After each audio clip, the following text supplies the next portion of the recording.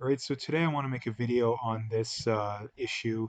Now, I know it's to do with the whole gun control thing, but I wanted to make a video about it because I often, whenever I talk about gun control, cite the idea that the left has no idea whatsoever what they're talking about. Most anti-gunners don't.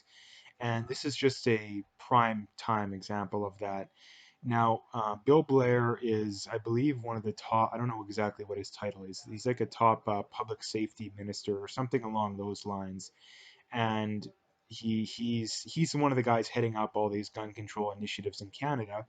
And he was talking in this press conference. I don't know exactly what it was, but he was talking and he was asked to define assault rifle, and he couldn't define it. He said some semi-autos are included in that, which it isn't. The definition of assault rifle is that it's select fire, which means you can fire full auto or semi-auto, or it's just a straight full auto. But a assault rifle, like I say, by definition, needs to be able to fire fully automatic. Fully automatic guns in Canada are prohibited, which means they're, as a civilian, you can't have them. Um, Restricted guns like the AR-15, which are semi-auto. Semi-auto meaning you pull the trigger once, it fires once. You pull the trigger again, it fires again.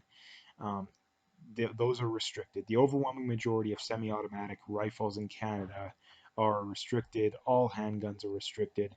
Now, what restricted means is I could spend forever talking about the regulations, but basically, number one, you need a permit on top of the permit. You need a restricted PAL, which is even more training and classroom time on top of the non-restricted PAL, which non-restricted guns are basically hunting rifles, most shotguns, all the pump actions, I believe.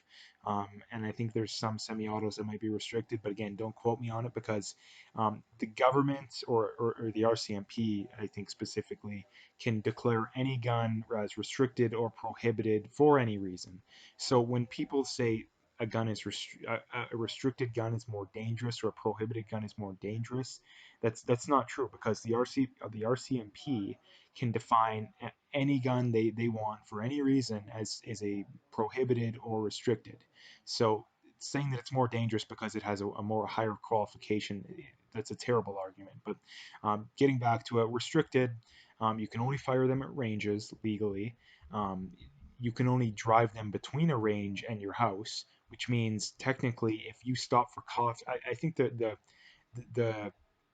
definition basically is a reasonable distance, right? Like if there's a Tim Hortons on the way to the range, you can stop at Tim Hortons.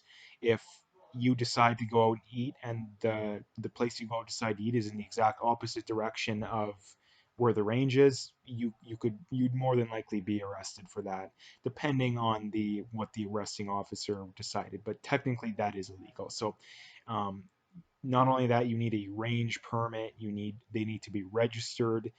There's so many things that restricted guns already have in Canada that it makes no sense because they're already so heavily restricted that um, having like if you got caught with a handgun in public, technically, I believe that's a 6 month mandatory minimum prison sentence.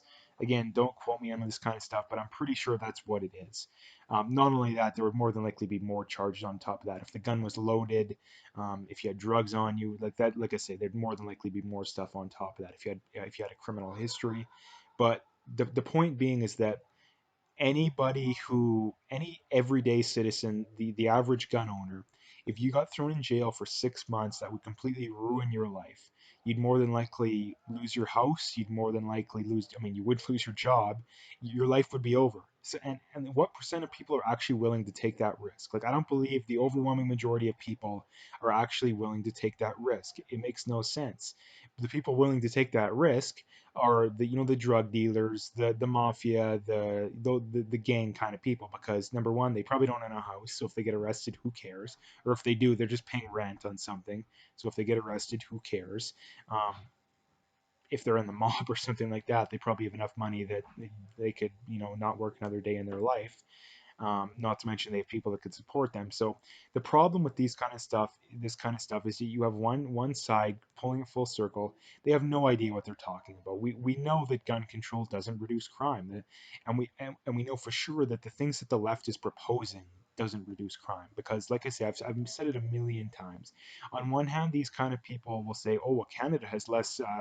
Has lower, crime rates because of their gun control compared to the states.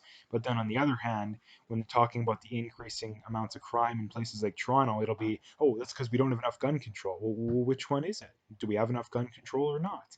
So they just contradict themselves over and over, and it really bothers me. But like I say, I wanted to make this video because the kind of people that are making these laws literally have no idea what they're talking about.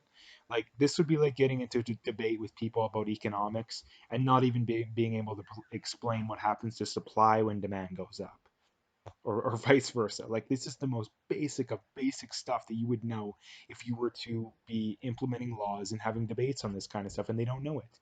So that's just what I wanted to point out. And that even if you believe in gun control, at least educate yourself. Now, the reason why most people don't is because when you educate yourself on the topic, you realize that increased gun control doesn't reduce crime, which is why you tend to see the people most educated on it are the people that don't believe in it, and vice versa. But anyway, the last thing I wanted to point out too is that the I think it was the mayor of Toronto or Winnipeg, one of those two. They literally did a study and found that like 83% of guns used in crime were illegal at the time of doing it. So any more gun control would have a minuscule effect on crime by definition, because we know that already the overwhelming majority of guns used in crime are already illegal. And making it more illegal doesn't do anything. Like, if we make the crime for dealing drugs more illegal, it doesn't change the demand for drugs. To to to reduce crime, you have to reduce the demand for crime, which means going after illegal activity, not banning guns. It's such a simple concept that we know that the left is the real reason they want gun control is because an armed population is a population you can't oppress. Again, people scoff at that, but it's true. So, like I said, I've made videos about that kind of. I'm not going to ramble on anymore, but like I said, I wanted to make a video about this because it's an important thing, and it just goes to show that these people have no idea what they're talking about. And like I say, I always cite that whenever I talk about gun control, so I wanted to make a video about it.